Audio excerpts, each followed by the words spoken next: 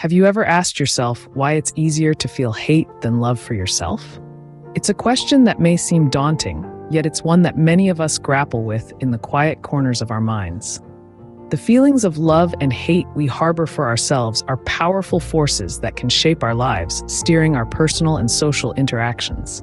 Self-love, the appreciation and acceptance of oneself, is a beacon of positivity that allows us to flourish and thrive.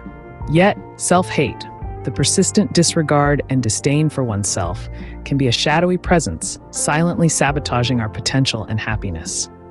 Both these emotions exist within us in a delicate balance, influencing our thoughts, actions, and perceptions of the world around us. Understanding and recognizing these signs within ourselves is not just important, it's essential. It's the first step towards reclaiming your self-worth. Today, we will delve into the 10 signs that you might be harboring self-hate and discuss how you can deal with it. The first sign that you hate yourself is constant self-criticism. This isn't your occasional, "I should have done better in that meeting," or "I wish I'd spent more time on that project." This is a relentless, unforgiving voice in your head that never lets up. It's like having a bully lodged in your mind, constantly pointing out your flaws, mistakes, and shortcomings. Self-criticism can be useful. It helps us identify areas where we can improve. But when it's constant and harsh, it's no longer about growth. It becomes an act of self-destruction. You're not learning from your mistakes, you're punishing yourself for them. It's like you're always at war with yourself, and you never get a moment of peace. This continuous self-flagellation can take a severe toll on your mental health. It can lead to stress, anxiety, depression, and, in extreme cases, even suicidal thoughts. It's not just about feeling bad about yourself. It's about actively tearing yourself down, day in and day out. Now, let's move on to the second sign, an inability to accept compliments. This might seem like a small thing, but it's actually indicative of a deeper issue. When someone compliments you, they're acknowledging your value. They're saying, "Hey, you did a good job," or "You look nice today," or "I really enjoyed our conversation." If you can't accept these compliments, it means you don't see your own worth. You're so used to criticizing yourself that you can't believe anyone would see something good in you. You might think they're just being polite, or they're trying to manipulate you, or they're mistaken. You dismiss their compliments because you don't believe you deserve them. This inability to accept compliments is a form of self-rejection. You're rejecting the positive aspects of yourself because you're so focused on the negative. You're denying yourself the joy and validation that come from being appreciated by others. Recognizing these signs in yourself is the first step towards self-improvement. It's about understanding that you're not alone, that many people struggle with self-hate, and that it's possible to change. It's about starting to see yourself in a more compassionate light and learning to treat yourself with the kindness and respect you deserve. The third sign of self-hate is a lack of self-care. When you don't love yourself, you might not think you're worthy of the time, attention, and effort that self-care requires. This can manifest in various ways, from neglecting basic hygiene to overworking without taking time to rest or recharge. When you don't care for yourself, it's like driving a car without regular maintenance. It might run for a while, but eventually it's going to break down. Your body is your vehicle in this journey of life, and it's the only one you've got. If you don't keep it in good shape, you're going to run into problems down the line. Now let's move to the fourth sign, an unhealthy lifestyle. This could mean a lot of things: eating poorly, not getting enough sleep, abusing substances, or living a sedentary lifestyle. It's like pouring bad fuel into your car and expecting it to run smoothly. It's not going to work. An unhealthy lifestyle does more than just harm your physical health. It can also have significant effects on your mental health.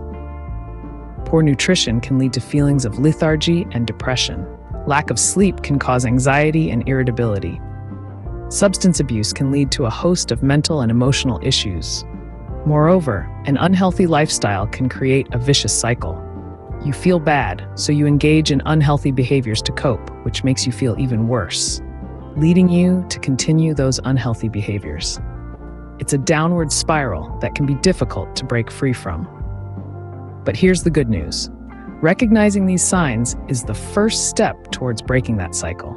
Once you're aware of these harmful patterns, you can start to make changes. You can start taking better care of yourself, eating healthier, getting more sleep, and finding healthier ways to cope with stress and negative emotions. Remember, your body and mind are interconnected, and neglecting one can harm the other. Self-care isn't just about pampering yourself. It's about respecting and nurturing the incredible machine that is your body. It's about treating yourself with the same kindness and compassion you'd show to a loved one, because you too are deserving of that care and respect. The fifth sign of self-hate is isolation. It's a deceptive form of self-punishment, hiding under the guise of solitude. Isolation is not about enjoying time alone, but rather about withdrawing from the world, severing the bonds that connect us to others. It's about building walls, not for protection, but for confinement. When we harbor self-hate, we often feel unworthy of the love and companionship others offer. We might convince ourselves that we're a burden, that we're better off alone.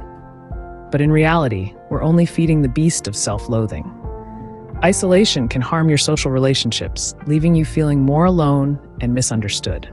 Now, let's move to the sixth sign, always comparing oneself to others.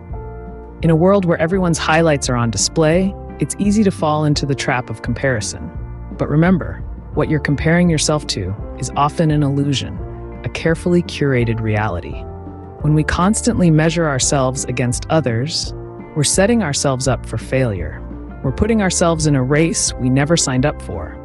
This behavior can significantly damage your self-esteem, making you feel like you're always a step behind, always lacking. Comparing yourself to others is like looking at the world through a distorted mirror. You're only seeing what you perceive to be better, missing out on the struggles and hardships that everyone inevitably faces. It's a game where you'll always find someone ahead, and you'll always feel left behind. Now, let's pause and reflect on these signs. Are you isolating yourself, cutting ties with the world? Are you constantly comparing yourself to others, feeling like you're never quite good enough? If so, remember, these are signs of self-hate. And the first step in overcoming self-hate is recognizing it. These signs are not your destiny. They are merely indicators, pointing you towards the path of self-love and acceptance. It's a journey, and it's okay to take it one step at a time. Always remember, you are unique, and comparing yourself to others will only bring you pain. Your journey is your own, and it's okay to walk it at your own pace. The seventh sign of self-hate is always feeling guilty. How many times have you found yourself apologizing for things that aren't your fault? Or feeling responsible for situations beyond your control? This perpetual guilt is a clear indicator that you're not treating yourself with the kindness you deserve. When you're constantly plagued by guilt, it's like living with a dark cloud hovering above your head. This guilt prevents you from experiencing joy, from taking risks, and from living life to the fullest. It's a heavy burden to carry. And the worst part? It's a burden that you place on yourself. This brings us to our eighth sign, having a negative outlook on life. If you're always expecting the worst, if you're continually focusing on what could go wrong instead of what could go right, then you're setting yourself up for a life of disappointment. This negative outlook is often a self-fulfilling prophecy. When you anticipate failure, you're less likely to try. And when you don't try, you don't succeed. It's a vicious cycle. These behaviors, this perpetual guilt and negative outlook, can wreak havoc on your mental health. They can lead to stress, anxiety, depression, and a host of other problems. But more than that, they can rob you of your happiness. They can prevent you from living a fulfilling, satisfying life. Remember, guilt is a natural emotion. It's something we all feel from time to time. But when guilt becomes a constant companion, when it's not tied to any specific wrongdoing, that's when it becomes a problem. The same goes for negativity. It's okay to have doubts, to have fears, to anticipate potential problems. But when negativity becomes your default setting, when it's all you see, that's when it's time to make a change. Life is full of ups and downs, but it's important to focus on the positive and learn from the negative. Embrace your mistakes and your failures. They're opportunities for growth, for learning, for becoming a better version of yourself. And remember, it's okay to put yourself first. It's okay to be kind to yourself because you're worth it. The ninth sign of self-hate is self-sabotage. This is when you deliberately ruin your own efforts, even when you're on the verge of achieving the success you deserve. It's like scoring an own goal in a crucial match. Why would we do that? The answer often lies in our subconscious fear of success or a deeply ingrained belief that we're not worthy. Moving on to the 10th sign, it's a lack of motivation. This is where you constantly feel too drained to pursue your passions. It's not about being lazy or complacent. It's more about a deep-seated lack of belief in your own capabilities. You're like a car with a full tank of gas, but with no destination in sight.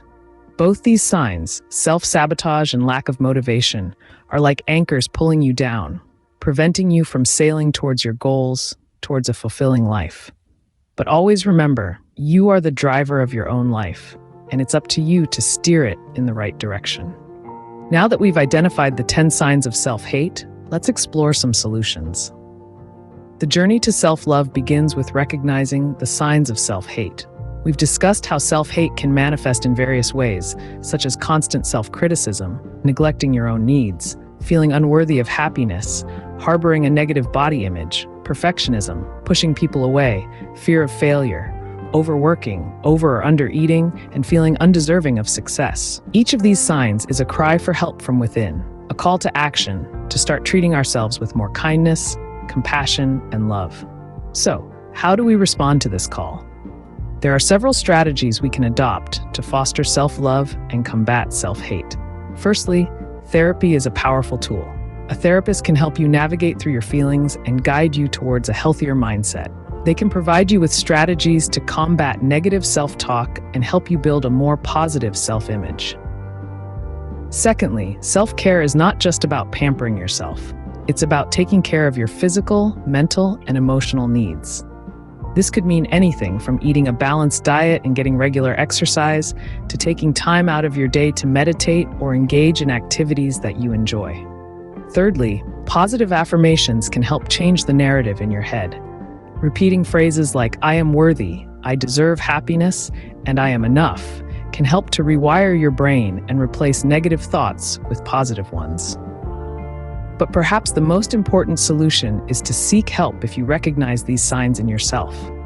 Reach out to a trusted friend, family member, or professional. You don't have to face this alone. There are countless resources available, from self-help books and online courses to professional counseling and support groups. Remember, it's not a sign of weakness to ask for help. It's a sign of strength. It shows that you value yourself enough to take the necessary steps towards healing. Remember, it's never too late to start loving yourself. You are worthy of love and happiness, and it starts with self-love.